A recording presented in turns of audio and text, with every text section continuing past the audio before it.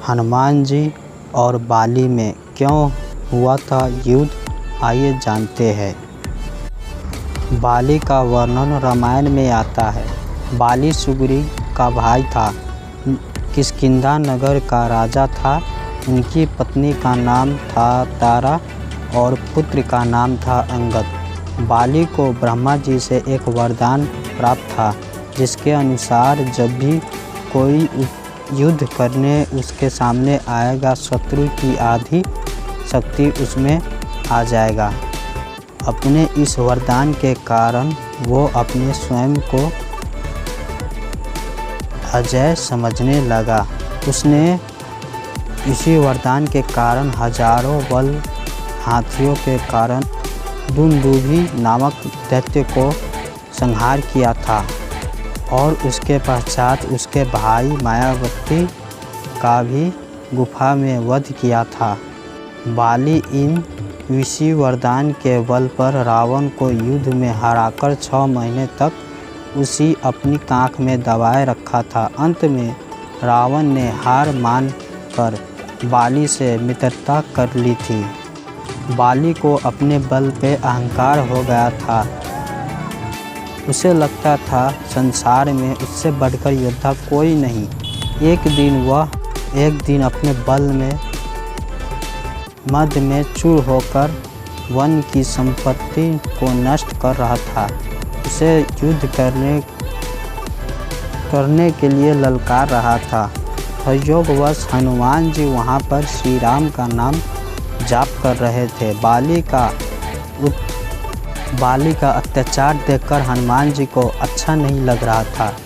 हनुमान जी ने कहने लगे, आप वन संपद को क्यों नष्ट कर रहे हो? ब्रह्मा जी के फलस्वरूप वर के आपका युद्ध में हराना कठिन है, क्योंकि आपको ब्रह्मा जी से वरदान प्राप्त है कि जो भी युद्ध में आपके सामने आएगा, उसकी आधी शक्ति आप में चली जाएगी। हनुमान जी बाली से कहने लगे कि आप इस बल पर अभिमान ना करें और राम का नाम जाप करें, जिससे आपको अपनी बल पर घमंड नहीं होगा। इतना सुनते ही बाली तमातम उठा और कहने लगे कि तुम एक श्रेष्ठ योद्धा हो, ज्ञानी दे रहे हो, जिससे विश्वास के धुंधकर योद्धाओं को युद्ध में हराया मैं। युद्ध में तुम्हें तो क्या तुम्हारे राम को भी हरा सकता हूँ। हनुमान जी बाली योद्धा श्री राम के प्रति कठिन वचन सुनकर कहने लगे, तू क्या युद्ध में श्री राम को हराएगा? उससे पहले तुझे मैं हरा दूंगा, युद्ध कर ले। हनुमान जी और बाली में युद्ध के लिए अगले दिन का निर्धारित समय किया।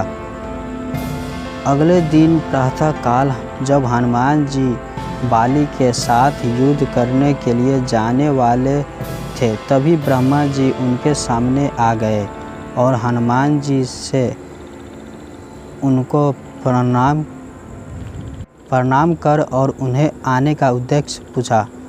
ब्रह्मा जी ने कहने लगे, हनुमान तुम युद्ध के लिए मत जाओ।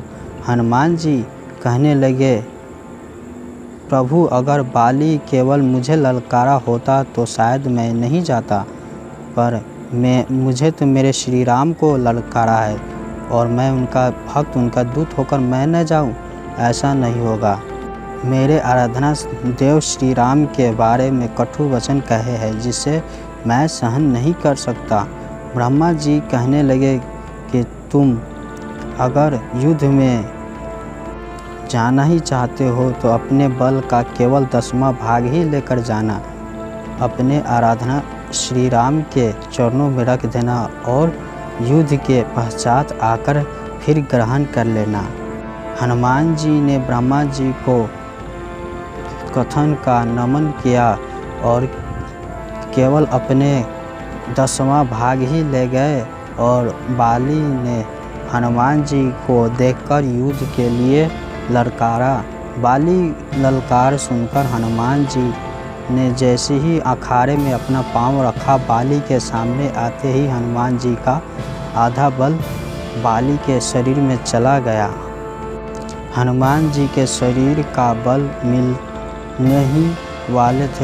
फूलने ही वाले थे, लेकिन और उसे लगा कि मानो उसकी शरीर फट जाएगा।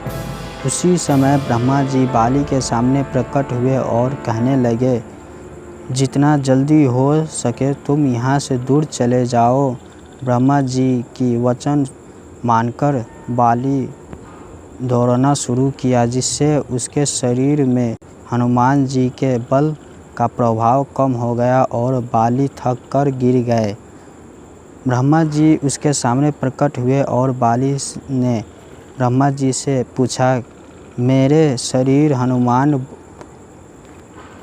शरीर हनुमान का बल पाते ही फूलने क्यों लगा था और अपने वहाँ आकर मुझे वहाँ से दूर जाने के क्यों कहा? ब्रह्मा जी ने बोला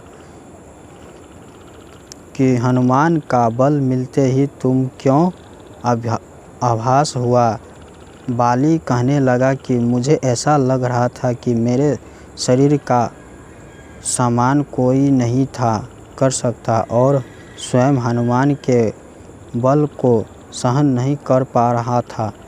मुझे लग रहा था कि मानो मेरा शरीर इस बल के कारण फट जाएगा। ब्रह्मा जी ने कहने लगे कि बाली, हनुमान तो अभी मेरे कहने पर बल का 10वां भाग ही लेकर युद्ध में साथ लेकर आया था। बाली तुमको उसके बारे के 10वें भाग आधे बल में भी लगी कि तुम्हारा शरीर फट जाएगा। सोचो, अगर हनुमान जी अपने शरीर का संपूर्ण बल अपने साथ लेकर निकले और उसका आधा बल तुम्हें आ जाता तो तुम्हारा शरीर वहीं फट जाता। ब्रह्मा जी ने कहने लगे, मैं इसलिए ही हनुमान जी को बल का केवल 10वां ही युद्ध में लाने का कहा था। तुम उसके 10वां हिस्से के आधे बल को भी संभाल नहीं पाए। उस दिन बाली को अपनी गलती का एहसास हुआ। हनुमान जी जिसके पास अतुलित बल है, वह शांत रहकर समय राम का सुमिरन करते रहते हैं और एक मैं हूँ केवल बल के 10वें हिस्से के आधे बल को भी सहन नहीं कर पाया। उनको चुनौती दे रहा था। बाली ने हनुमान जी से क्षमा मांगी और इस तरह हनुमान जी के जीवन का शिक्षा ले सकते हैं कि हनुमान जी के पास अतुलित बल, लेकिन उसने कभी घमंड नहीं किया। जबकि हम लोग जीवन में कोई छोटी सी उपस्थिति प्राप्त कर लेते तो हमें इस चीज़ का बहुत अभिमान हो जाता। हनुमान जी से निहंकारी रहना सीख सकते हैं। जय श्री राम। अगर आप लोग को यह कथा अच्छा लगा हो तो लाइक करें, सब्सक्राइब करें, कमेंट करें और कमेंट में जय श्री राम लिखना ना भूलें। जय जय श्री राम, श्री सीताराम, हर हर महादेव। अगर अच्छा नहीं लगा भी होगा तो कोई बात नहीं, डिसलाइक भी कर सकते हैं। जय श्री राम, जय माता दी। सॉरी अगर मुझसे कोई गलती हो गया तो मुझे माफ़ करना। जय श्री राम।